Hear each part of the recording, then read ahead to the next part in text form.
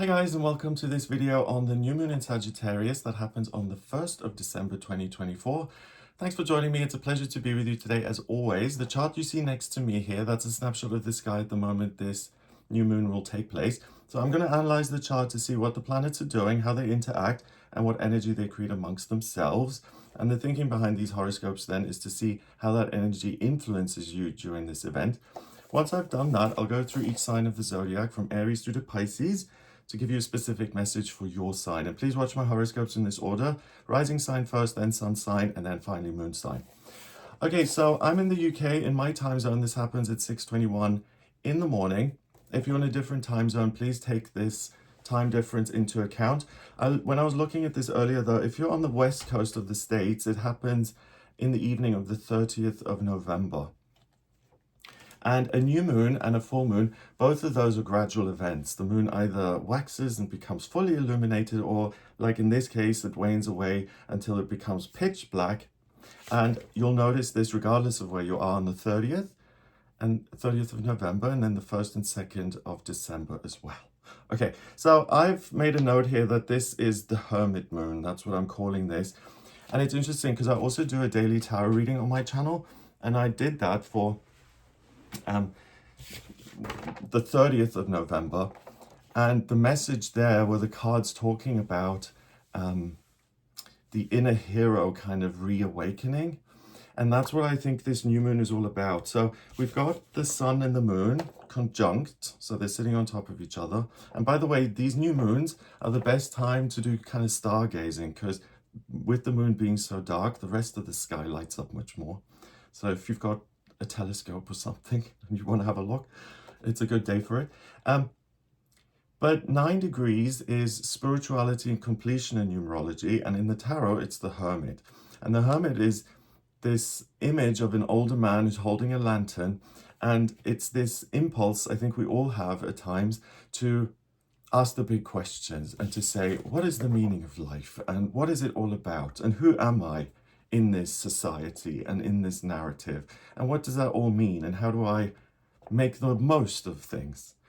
So we're asking the big questions here, but it's in Sagittarius, and Sagittarius in the traditional astrology chart is in the 9th house. And the 9th house has to do with education, travel, and broadening your horizons. It's really taking your life as it is now and expanding it and making everything bigger. It's a fire sign, so fire is about life purpose and passion, things you really care about and things that really do give meaning.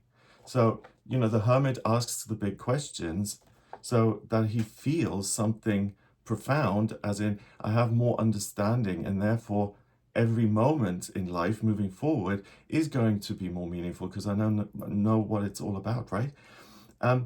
But Sagittarius in itself is the sign of the centaur. So it's this powerful being. He's got his bow and arrow, and he's always pointing that towards something out there in the distance. So Sagittarius is wonderful because it's focused. It wants to get somewhere. So setting goals will be easy.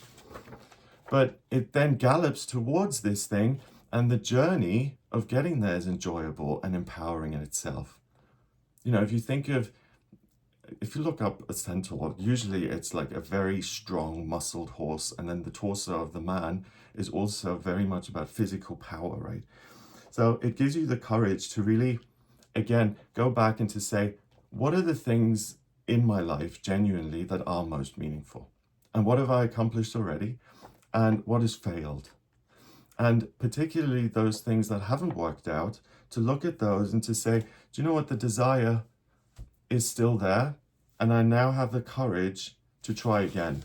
And that's what this new moon is about. It pulls all this Sagittarius energy in order to start its next 28-day cycle, and it's going to be really a reminder to you that you're a lot more resilient than you realize and you give yourself credit for, and that it's kind of normal and okay to sometimes miss the mark, particularly if you then set new goals and you move towards those.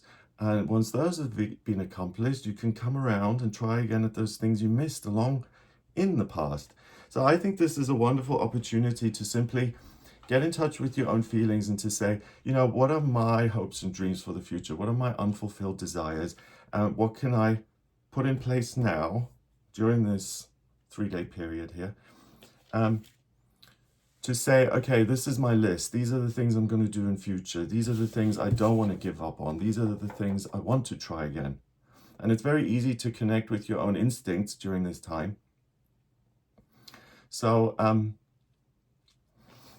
before, all the holidays happen and before we go into 2025, what can you do in December that's going to be meaningful and empowering and also something that feels quite simple? I know this in my bones, for instance, that I want to move, or I want to study finance, or I want to have a relationship, whatever it is you want, or where there's a desire for growth or more of an experience.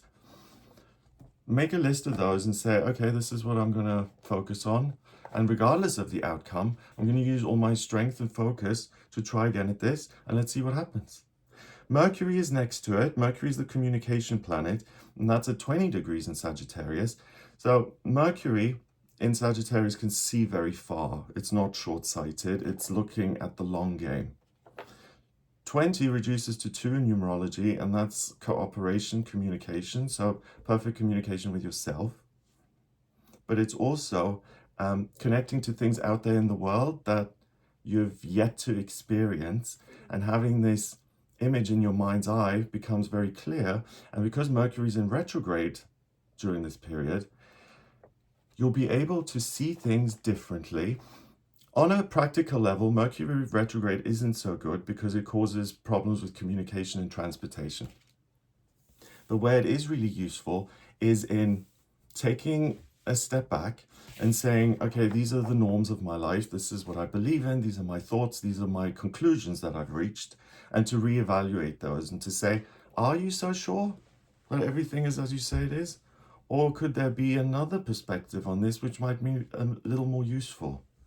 So it's great because it kind of clears the slate and it puts everything back on the table so you can evaluate it now at this point where you are in your life on this day, and to say, still important, no longer important, still passionate about this, no interest. And you can sort things and get things organized so that you're using your energy only on those things which you care about. We then have the new moon forming major aspect patterns. But before I look at those, if I'm looking at your birth chart, the sun represents the identity you're trying to create for yourself. So this belief that if I do certain things or if I am a certain way, that's what's going to feel empowering. It's going to make me feel like I'm the bee's knees, and that's why it's something I want to pursue. And the moon is your heart, and it's your feelings, and it's what represents home. So what's genuinely going to make you happy rather than some sort of illusion of, like, I need to get a great car before I can be happy. And then you actually get the car and it's like, try again. I'm not saying that cars don't make people happy, but as far as life purpose is concerned, this is asking you to pursue those things which go beyond the material and which are about your spiritual assets that you want to attain. So with them being conjunct, there's perfect communication between the head and the heart. So anything that comes up during this time, that's why I said make a list of the things that you're interested in right now, because you can really trust these bits of information that are coming through.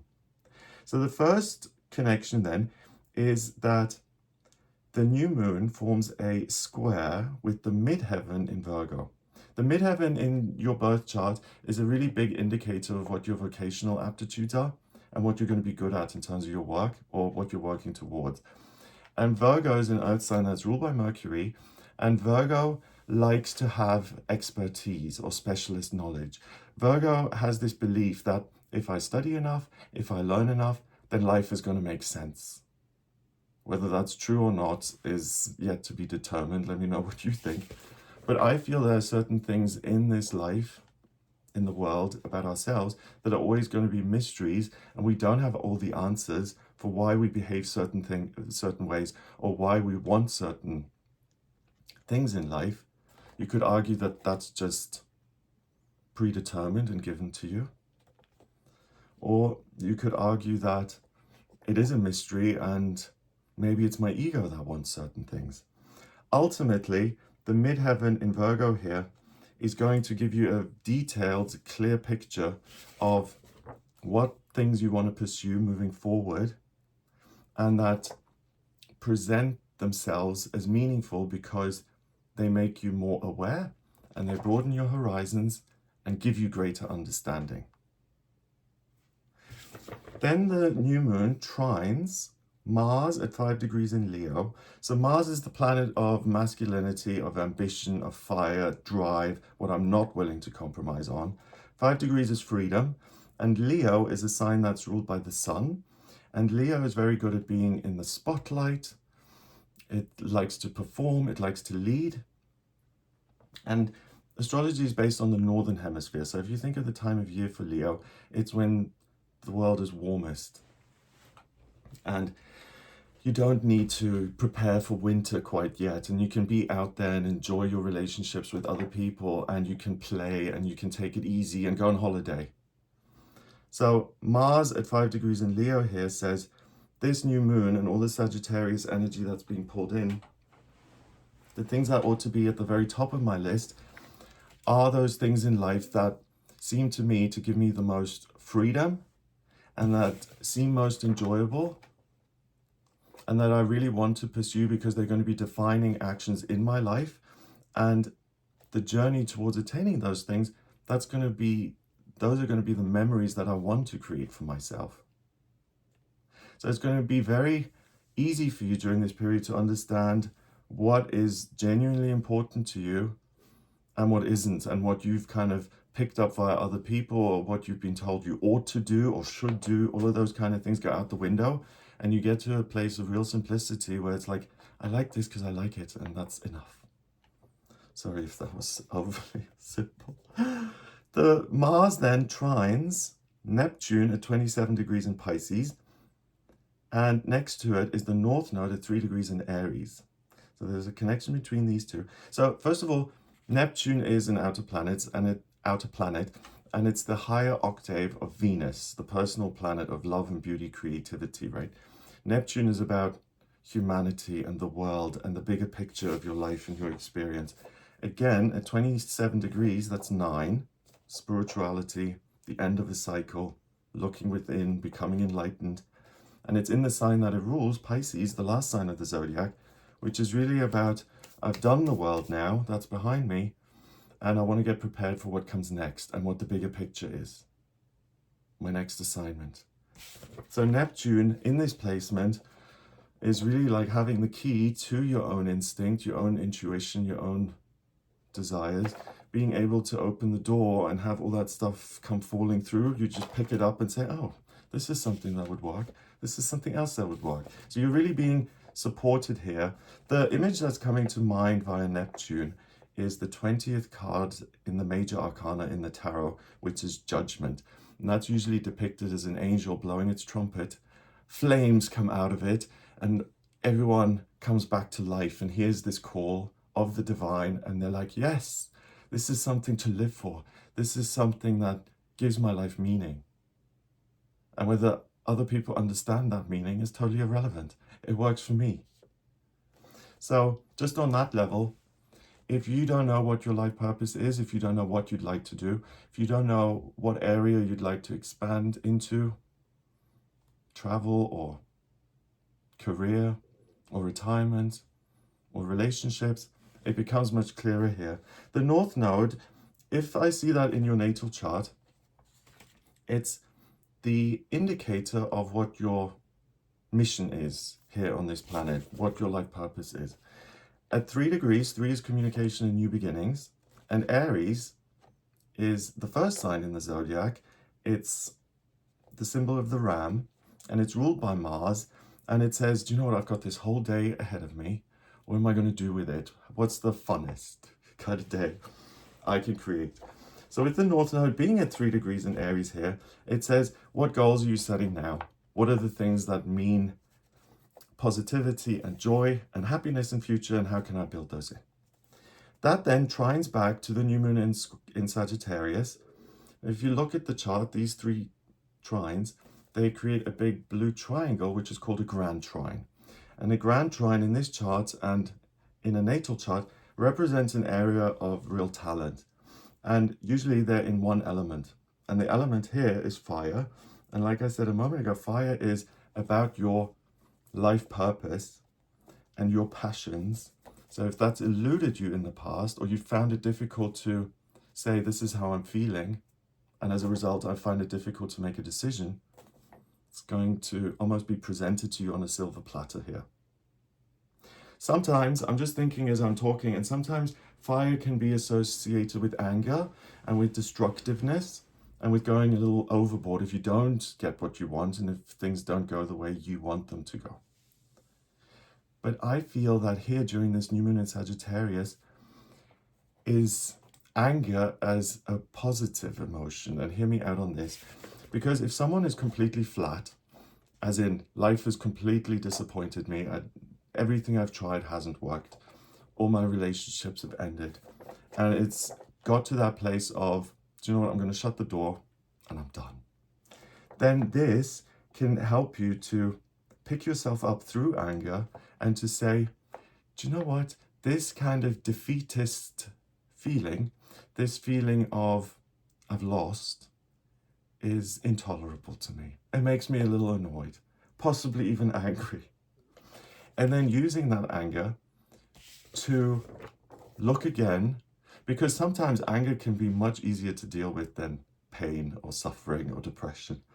And to use that to kind of make it easier so that you can look at what options you have moving forward and really not even just, hey, what presents me with the most view to be happy and joyful, what really gets my blood boiling even. So if you felt disconnected from yourself and you feel like you need to pick yourself up completely and you have to do that all on your own, then tapping into the fire and the heat of this new moon may present the courage and the confidence to try again in the first place. Let's see, the moon then forms other connections, the new moon. It opposes Jupiter at 17 degrees in Gemini. Jupiter is good fortune, good luck, and growth, and plenty and abundance. 1 and 7 is 8, that's power, and Gemini is the sign of the communicator, the talker, the person who expresses things.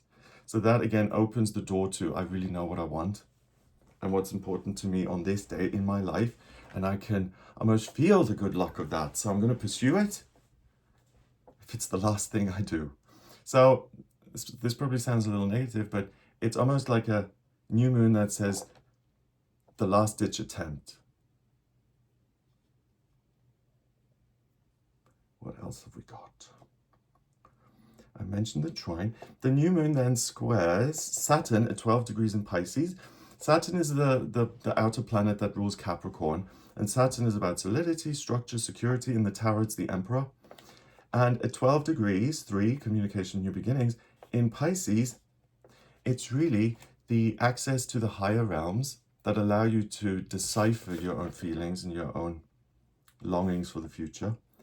And it also gives you a sense of respect for your own intuition and trust that I don't need to go to a mentor or be taught.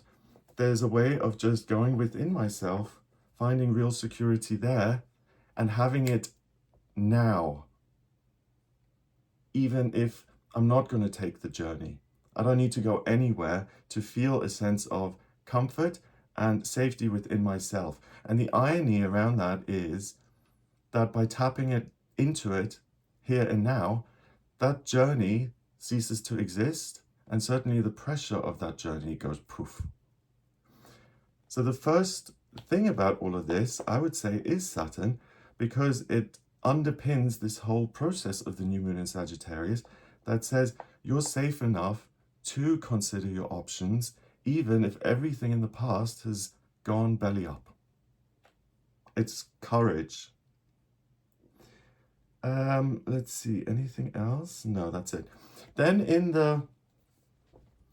the center of the wheel again, if you look between Jupiter and Black Moon, Lilith, and Vesta, that creates a trine.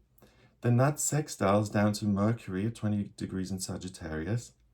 That trines over to Chiron at 19 degrees in Aries. and that sextiles back to Jupiter in Gemini. And that's called a mystic rectangle, made up of 2 sextiles, 2 trines. And a mystic rectangle really is what it says in the name. It's a mystical connection to something that doesn't exist in the physical, but only in the spiritual. Jupiter in Gemini means that the spiritual connection is very easy to hear, like in that Judgment card. Black Moon Lilith can represent the ego in your natal chart, or the part of yourself that tries to hold you back. 17 degrees in Libra here may say, I can't decide anything for myself. I always have to listen to what other people are telling me to do. And then Vesta is, to me, the home, the hearth. 16 degrees in Libra, I don't want to soul search. I want to talk to my friends and distract myself. Goes down to Mercury in Sag, that then opposes Jupiter. So spending a little bit of time to try and figure these things out, I think, is a good idea, because the insights and the ideas that occur to you on this day will serve you for years to come. The trine over to Chiron. Chiron is the wounded healer, and in a natal chart again, it's the other part of the chart where you can recognize the sinister workings of the shadow self. 19 degrees in Aries, I can't do anything alone. So I think the message here via the ego is, don't go within. Don't trust your gut. Always do what you're told. Always do what you think is going to work rather than what you feel. And it's freedom from that tendency. And that's why this is so good. We also have 2 T-squares. Let's see. First T-square is Mars in Leo opposes Pluto in Aquarius. Hang on a second. I wrote these out. Anyway, no, that's not the T-square, which is made up of 2 squares in opposition. This is just an opposition on its own.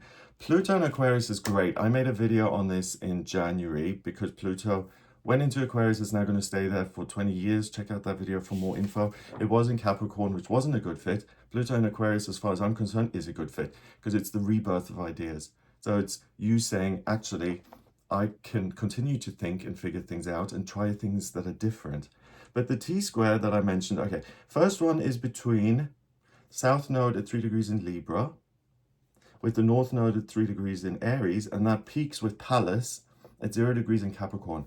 Pallas is wisdom, and Capricorn is the sign of the worker, both inner work, outer work. So I know what the mission is, and I'm willing to do the work. Lots of energy created through a T-square. And then the other T-square is, I think I might be becoming long-sighted, you know, because I even drew these out, and I know there's another T-square. Here we go. Have I got it? No, I still haven't. Here we go. I got it now. It's between Chiron in Aries, opposes Black Moon Lilith and Vesta in Libra, and they peak with Hades at 14 degrees in Cancer. Hades is really the thing you're unwilling to look at, right? 14 degrees in Cancer, that liberates you from this sense that I can't do anything on my own and I always have to consult with others and ask permission. So that is, in this case, actually really helpful. And I feel the best answers that are going to come through for you on this day are from within. Okay, so that's the chart. Let's have a look at each sign of the zodiac. Aries. For you guys, this is a wonderful opportunity to consider what comes next and what direction you want to move in going forwards. Particularly considerations around travel, education, and or moving are going to be crystal clear, and any decisions that need to be made in those areas will be much easier than usual, and you'll have the confidence to make huge decisions and big leaps. So using all this confidence to make a drastic change, Aries. So you're going to have a great time here if you struggle with indecision or procrastination. Taurus, for you, this is a good opportunity to ask yourself what path you're currently on, particularly in the area of employment, and how that rewards you financially. So what is it you put in and what is it you get out? And you'll easily see if that's balanced or not. So the question then is, do you want to keep things as they are in that area, or do you want to make changes? So it's the freedom to choose again. Also, it's an opportunity for you, Taurus, to consider the formal relationships you have with institutions and authorities in your life, and what changes could be made in those areas to take some pressure off. Gemini, this is a great time for Geminis who are single and who are looking to start new or to change existing relationships. Does that make sense? So it's a great time for you to start new relationships, both personal and formal, and also an opportunity to amend existing relationships also in those two spheres. So you're going to be able to determine which relationships in your life you want to give a future, so to speak, and which ones you don't. So Gemini, if you find that you stay in relationships which aren't necessarily healthy for longer than you should, you'll be able to make the drastic change of, enough, I want to get out, or amazing, I want to start this. Cancer, what structures in your everyday life and in your working life are solid and should remain as they are as far as you're concerned, and which ones would you like to change? These areas particularly, do you want to make any changes in your own health by picking up new healthy habits and letting go of old unhealthy ones, and the confidence and the courage to make those changes and to take the first step on a new way of being? You're really going to understand what benefits you and your body and your physical health and your mental health, and how you can expand those and make them more of a positive influence in your life.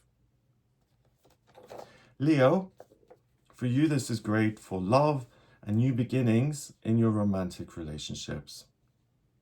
What's also going to make perfect sense to you, Leo, is what you love to do on a day-by-day basis. And even if you're not working, or if you're a student or you're retired, what is it that I love to do, and what do I want to work on? What do I want to expand so that I can pursue things which make me happy, even if that's a hobby? Virgo, who are the people in your life who make you feel rooted, safe, and like you belong? What steps could you take to bring more of these feelings into your life via relationships, new ones, but also relationships to the higher realms, if you've never tried that out, meditation, spiritual practices? So for you, that even applies to the locations and the types of spaces that make you feel good and could make you change those areas of your life on a day-to-day basis. So for instance, you enjoy living in second floor apartments than in detached houses, or you like to live in a valley with a river running through it rather than in the middle of the mountains, or you prefer living by the sea than in the desert. If you've been uncertain about those kind of practicalities and you've been questioning it, ask yourself again and you'll really get good messages come through. Libra, what's the next area of learning that you'd like to explore? Ask yourself where you're uninformed right now and how you could gain knowledge in those areas, and how that extra information could support and expand and improve your life. So basically, what is it that you don't know much about right now, and what could you study to rectify that? So you're going to notice this is a huge desire for learning and to go on a new adventure. So that's great. If you're concerned around applying for things like degrees or courses because you might be rejected, the confidence and the desire for new information outweighs any insecurities. So if that's playing on your mind, you'll be able to make a good decision in that area, and you'll also get started in a new area easily. Scorpio, expect some opportunity to change the amount of income you have at the moment. Could be a job offer, or an idea to change the nature of your work, or even to change your situation from self-employed to employed, or vice versa. Trust the opportunities that come up for you from the external on this day, and pay attention to what occurs to you and what you think of or what pops into your head really during this time, because it's going to be really useful, particularly in the area of money. Sagittarius, this is your new moon, so it's going to support you massively. It's pulling your energy in, so it's likely to be a great deal of well-being and ease for you. But it's also going to support you in the areas of relationships, personal and professional relationships. Any new connections you want to make is going to be easy. So sending a letter or an email to the company or the educational institution. You'll also find that it's likely your existing relationships are going to be really enjoyable and easy. And if you have the opportunity to take some time off and to spend with people, simply enjoying yourself, that's going to be rewarding. And that's also where you could experience real growth. So a relationship that's undefined could become more defined in a positive way. Capricorn, you may find that you become incredibly motivated during this new moon and that you get your mojo back. So again, like I said in the tarot reading for the 30th, the hero awakens. That's particularly true for you. So if you feel like you've been going through the motions or grinding things out over and over, you really get that zest back on this during these few days.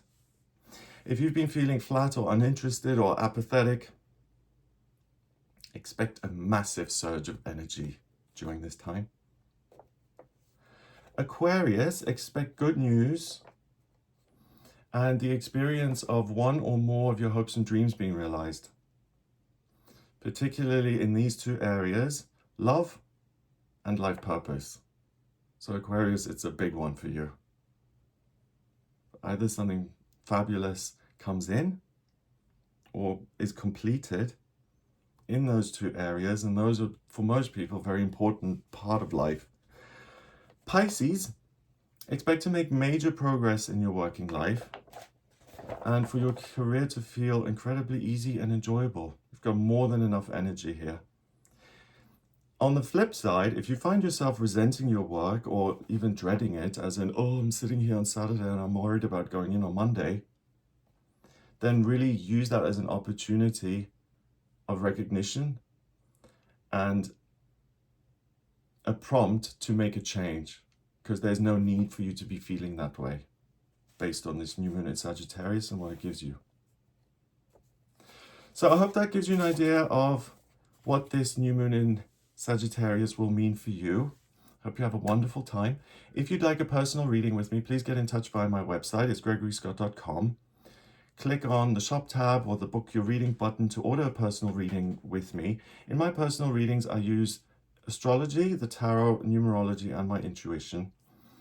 And by having your natal chart in front of me, which I can draw up by taking your place of birth, date of birth, and time of birth, I really have a blueprint of the way the planets were positioned at the moment you were born and what influence that had on you and does have on you as an individual.